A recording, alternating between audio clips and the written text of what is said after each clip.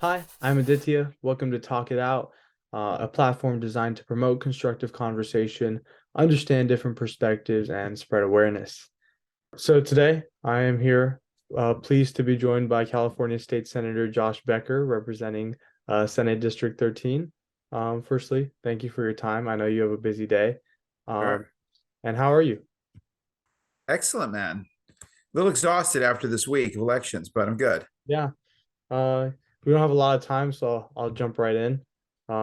Obviously, the midterms just happened, a big election time, especially here in California, a lot of propositions, a lot of ballot initiatives, um, a lot that I know you were supporting, like the abortion initiative was passed now that it's in the California Constitution.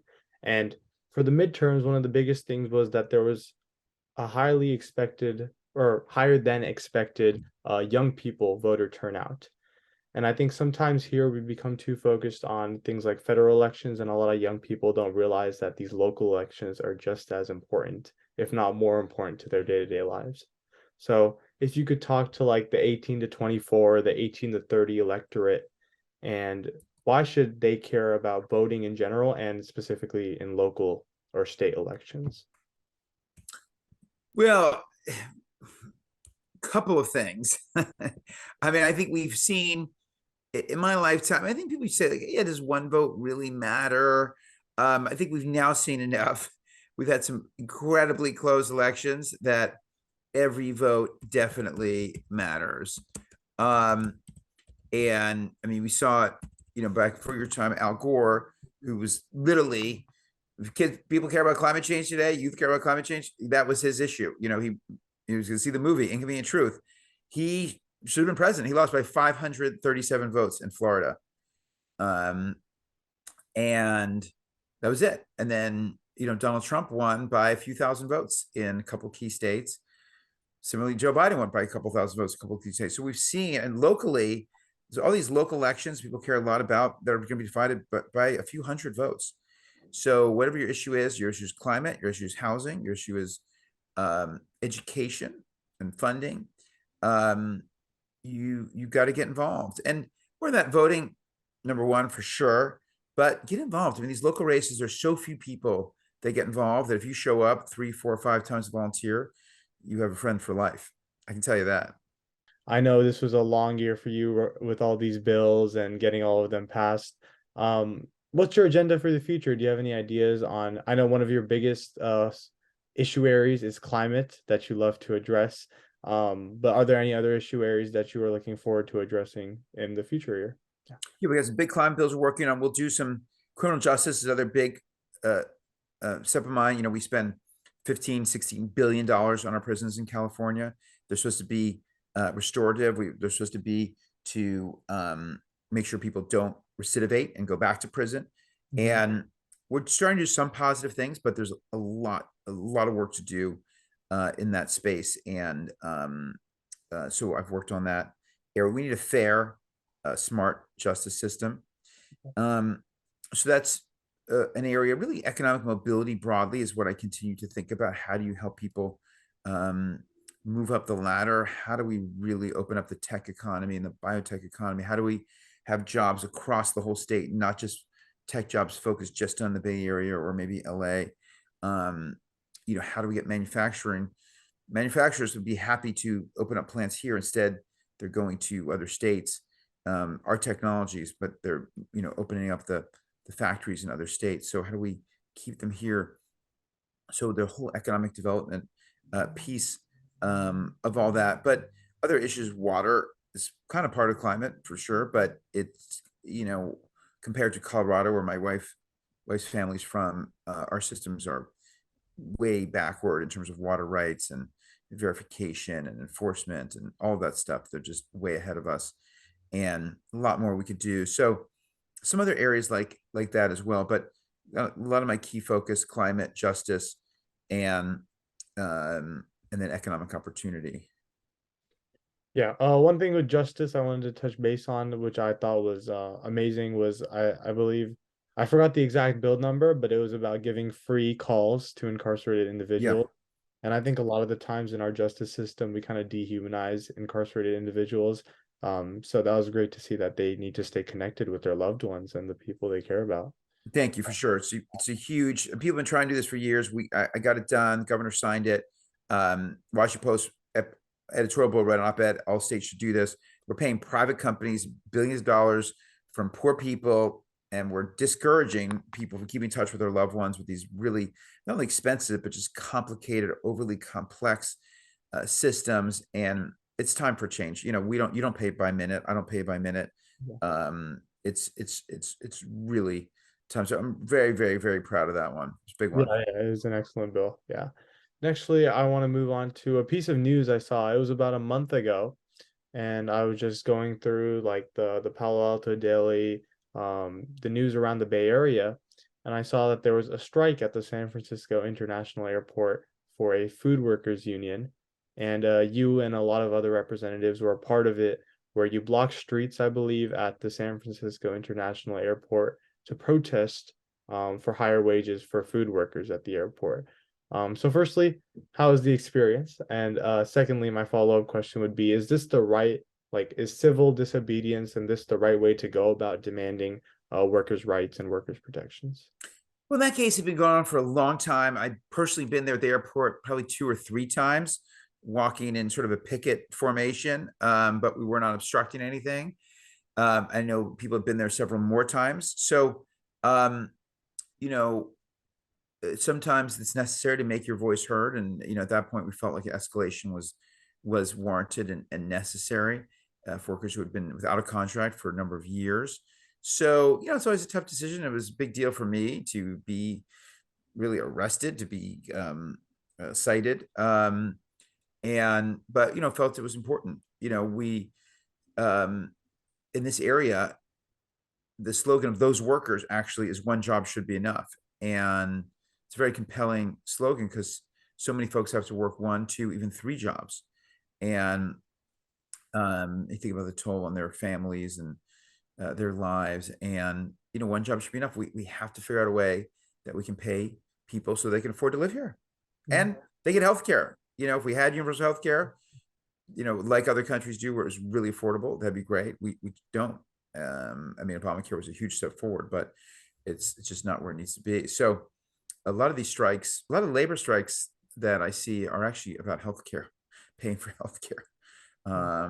You take that off the table, it'd be a different story. So anyway, that's why. But it was an interesting experience. There's someone yelling in my ear with a bullhorn while we're sitting on the street, so that was very difficult for a while. Um, um, but it was important. It's an important civics lesson. Mm-hmm. The next thing I wanted to talk about was a Senate bill I saw being authored was Senate Bill 893, I believe, and it was the one that forgave enrollment fees for the San Mhm. Mateo Community College District. Um, and I guess this is a bigger trend going on of obviously federally with Biden's student loan forgiveness. And something I see a lot from the opposing side of it is that this is a bad use of fiscal money or that we are rewarding lazy, quote unquote, lazy people. So what would you say to that in terms of like what do these? Well, two separate stories. The forgiveness is one thing. Ours is working with community college. We had the resources. This is an emergency. We want to get people trained up, and this is the best way to do it. I mean, so many. My parents, my grandparents were immigrants to this country. My parents were first in their families to go to college. They went to Temple University in Philadelphia, and it cost about $200 a semester. Just they came out without debt. They didn't come out with tens of thousands of debt. So that's what it's been with most. I mean, University of California was free for the longest time. So this is really getting back to where it should be. So I'm not going to get into the forgiveness side of it for now, but although I think that was warranted in many ways. Um, but really, what we want to say is this is for full-time students. These are people who are working hard, and we don't want them to have to do a job or and work 12 hours and then have to go to school or whatever it is. We um, and the fees are actually, I think community college fees are a really small part ultimately of the income for these districts. Um, so let's not make it a burden on on students. Yeah, fair Really enough. excited about it. It's happening, man. We're doing it. They just announced it. So like, I mean, after the bill, they're like, "Yep, we're doing it." That's great. semester. So it's cool. Yeah, it is really cool. And with that, I wanted to talk about a few of the climate bills, the flurry of climate bills that were signed by Governor Newsom that you helped author.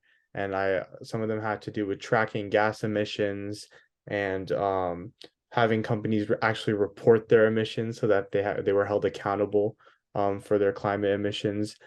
So what does that mean for the average Californian? Well, it means that doing the global leadership that we need to be doing here. So working in three prongs. Number one is the goal setting. We have to have ambitious goals. That was my bill to have our government be net zero by 2035. That means all of our buildings, all of our fleet, all of our electricity is going to be a major accelerant to the whole clean energy ecosystem. Setting a target for 2045, which we never had. In fact, we failed to do that. We tried to do it to codify 2045 carbon neutrality, to set benchmarks along the way to 100% clean electricity, which was already a goal, but we didn't have the necessary milestones in place to get there. What does it mean by 2035? What does it mean by 2040? I'd had a bill on that. That ended up getting passed as part of another bill. So doing that ambitious goal setting. Then number two is all the wonky detailed policy that I've been part of. I did a bill around transmission. We can build all the wind and solar we want. If we don't have the transmission, which we don't right now, to get it to where it needs to be, it's not going to help us, right? I met with companies who have all these projects. They've got the land. They could be ready to go by 2025, but right now it's 2028 because they can't get the interconnection to the grid. So all the detailed things, building materials, electrification of homes, all the things we have to do.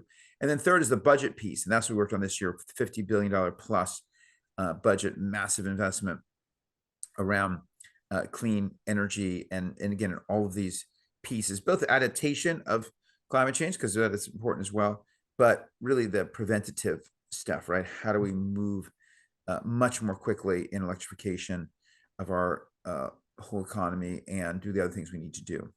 And another Senate bill I wanted to talk about that you are authoring or sponsoring, I believe. And it has, I think I believe it got through the Senate and it's about to reach the other house, but it's Senate Bill 771, which has to do with screenings regarding like prenatal matters. And what would passing that do for people? Because I think when I was reading it, there's a lot of language that I personally didn't understand and Yeah. dumbing it down for One thing is, you have 20 bills a year.